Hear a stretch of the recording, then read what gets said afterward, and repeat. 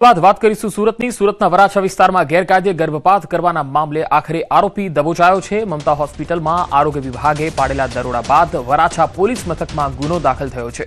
વરાછા પોલીસે ગેરકાયદેસર ગર્ભપાત કરાવનાર ફાર્મસી રામ ગોપાલ ખંડેલવાલ વરાછા પોલીસે તેની ધરપકડ કરી લીધી છે। આરોપી વિરુદ્ધ 9 મહિના પહેલા ગેરકાયદેસર ગર્ભપાતનો ગુનો દાખલ કરાયો હતો। જામીન પર છૂટ્યા બાદ 15 દિવસ પહેલા જ સિવાય હોસ્પિટલનું નામ બદલી અને મમતા કરી અને ફરીથી આ ગોરખધંધો શરૂ કર્યો હતો।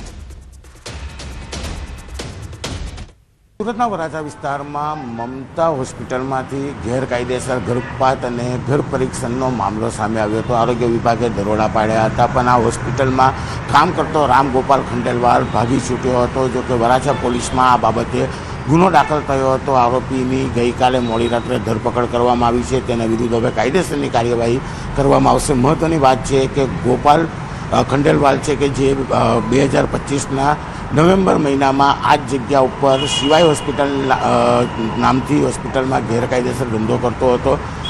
આરોગ્ય વિભાગે દરોડા પાડી તેના વિરુદ્ધ ગુનો દાખલ થયો હતો, તેને જેલ ભેગો કર્યો હતો, પણ જામીન પર છૂટ્યા બાદ આ સિવાય હોસ્પિટલનું નામ બદલી મમતા હોસ્પિટલ કરી ફરી એક વખત ગેરકાયદેસર ગર્ભપાત અને ગર્ભ પરીક્ષણનો વેપાર શરૂ કર્યો હતો। જો કે સમગ્ર મામલે હવે આરોગ્ય વિભાગની સૂચના બાદ કાર્યવાહી કરવામાં આવી છે। જો કે આરોગ્ય મંત્રીએ આરોગ્ય વિભાગને સૂચના આપી હતી, જો ગોપાલ ખંડેલવાલ પર ગુનો દાખલ થયો છે, આ જગ્યા પર સિવાય હોસ્પિટલ પર ગુનો દાખલ થયો છે, તો તે જગ્યા પર અન્ય મમતા નામની હોસ્પિટલ ફરી કેવી રીતે શરૂ થઈ તેને લઈને આરોગ્ય વિભાગે શોકોસ નોટિસ આરોગ્ય વિભાગના અધિકારીને આપી છે। એટલે કે કહી શકાય કે આ સમગ્ર કાંડમાં જે પ્રકારનો ગોરખ ધંધો છે તે ધમધમી રહ્યો હતો। આરોગ્ય વિભાગને શોકોસ નોટિસ આપવામાં આવી છે અને કહી શકાય કે ફાર્મસી તરીકે કામ કરતા ગોપાલ વિરુદ્ધ 2025માં ગુનો દાખલ થયા બાદ માત્ર 11 મહિના બાદ ફરી એક વખત ગુનો દાખલ થયો છે। એટલે કે ટૂંક સમયમાં ફરી સિવાય હોસ્પિટલનું નામ બદલી મમતા હોસ્પિટલ કરી ફરી એક વખત ગેરકાયદેસર વેપાર કર્યો હતો। જોકે